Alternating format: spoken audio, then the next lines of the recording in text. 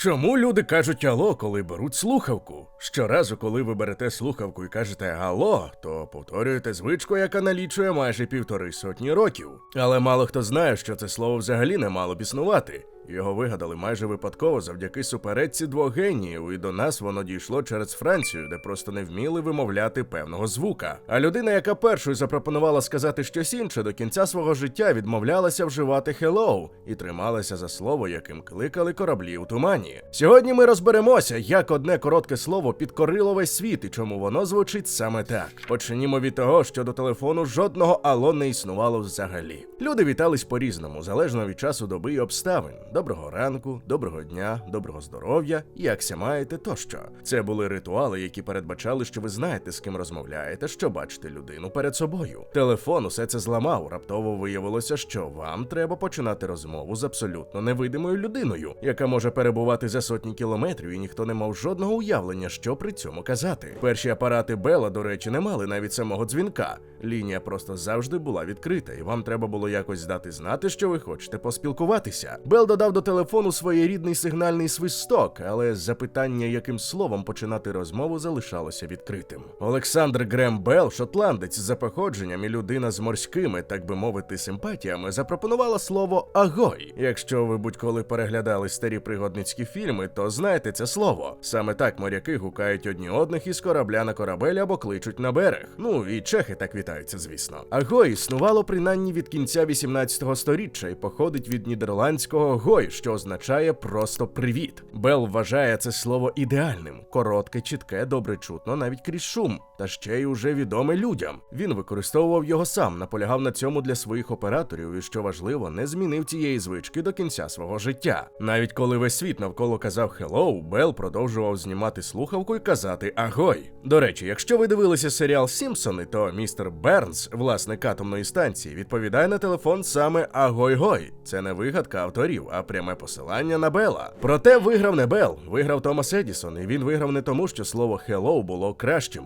Він виграв тому, що був кращим продавцем. У серпні 1877 року Едісон написав листа Томасові Девіду, президенту телеграфної компанії у Пітсбурзі, яка планувала запровадити телефонний зв'язок у місті. Цей лист зберігся в архівах AT&T, а знайшов його аж у 1980-ті роки дослідник Ален Кенігсберг після 5 років пошуків. Треба було владнати практичне питання, як абоненти дадуть знати одне одному, що готові до розмови. Обговорювали навіть спеціальний дзвінок-сигнал. Але Едісон написав, що жоден дзвінок не потрібен, бо є простіше рішення просто крикнути у слухавку «hello». За його словами, це слово чути на відстані 10-20 футів навіть без підсилення. Тобто Едісон пропонував «hello» не як привітання, а як сигнал, знак того, що ти на лінії і готовий спілкуватися. Це важлива деталь. Спочатку «hello» не означало «доброго дня», воно означало «я тут, починай розмову». Звідки взялося саме «hello»? Тут є кілька версій, але найправдоподібніша така. Едісон під час своїх дослідів у лабораторії Менло Парк постійно вигукував у слухавку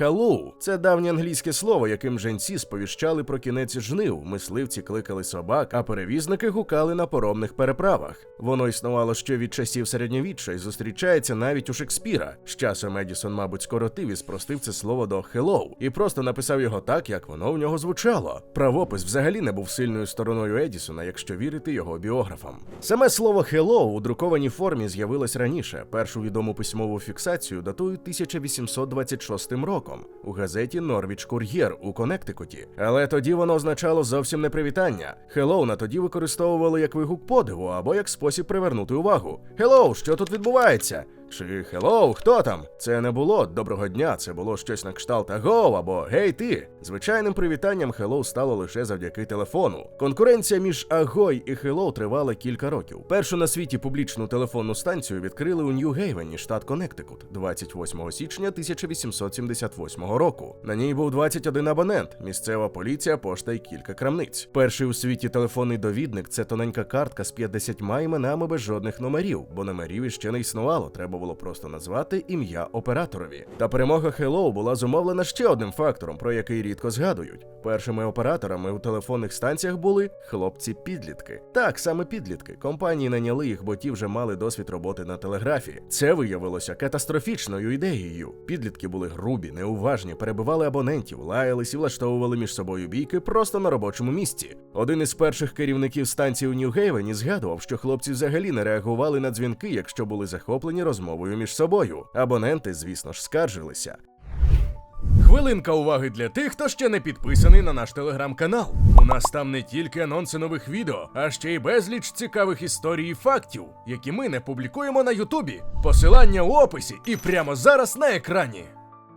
Рішення знайшли 1878 року, коли Олександр Грем Белл, так, той самий Белл, який хотів Агой, особисто найняв на роботу жінку на ім'я Емма Нат. Вона стала першою жінкою-телефоністкою на світі, і це змінило усе. Емма мала феноменальну пам'ять. Вона завчила на пам'ять весь телефонний довідник компанії New England Telephone, де містилися сотні номерів. Вона була терплячою, вічливою і мала чіткий, спокійний голос. Абоненти, які звикли до грубості підлітків, були шоковані. Невдовзі компанії почали замінювати хлопців на жінок скрізь. До кінця 1880-х років майже всі телефоністки були жінками. І саме вони закріпили Hello. Їх так і називали Hello Girls, себто дівчата Алло. Щоранку тисячі молодих жінок по всій Америці брали навушники, приєднували їх до лінії і казали Hello. І так сотні, тисячі разів на день. Слово буквально вбилось у свідомість кожного, хто телефонував. До 1880 року Hello перемогло остаточно і з'явилось у всіх офіційних інструкціях телефонних компаній як стандарт вітання.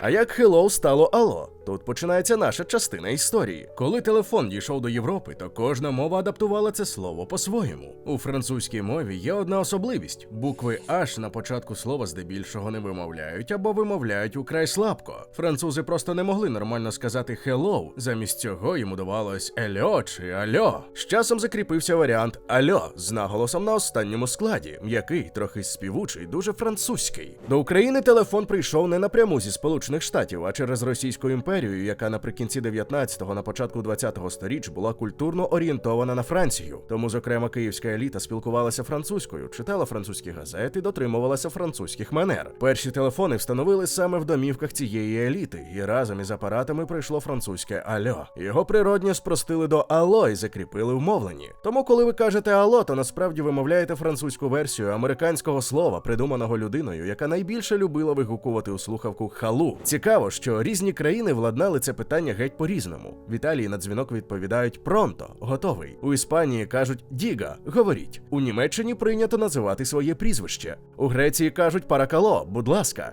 В Ізраїлі шалом, звичайне щоденне привітання. В Японії телефонне моші-моші – це взагалі окрема цікава історія. Є версія, що так упізнавали духів лисиці з японського фольклору, бо вони не могли вимовити цього слова двічі поспіль, і тому моші-моші стало способом довести, що ти не лис у людській подобі. Правда це чи ні, достоменно невідомо, та версія гарна. Є ще одна версія походження алло, яку іноді можна зустріти в інтернеті, нібито Белл назвав своє вітання на честь коханої жінки на ім'я Маргарет Гелло. Це красива легенда і цілковита вигадка. Дружину Белла звали Мейбл Габбард, і до Hello її ім'я жодного стосунку не має. Підсумуймо, слово алло – це результат цілого ланцюжка. Давній вигук мисливців і перевізників перетворився на лабораторну звичку Едісона. Той написав про неї в листі, слово підхопили тисячі жінок-телефоністок, воно перетнуло Атлантику, французи відкинули непотрібну собі букву, і через Францію слово дійшло до українських квартир, де стояли перші телефонні апарати. Щоразу, коли ви кажете алло, то повторюєте Едісона, який кричав у слухавку у темній лабораторії 1877 року. А де-інде, у паралельному всесвіті, де переміг Белл, ми б усі досі знімали слухавку і казали агой.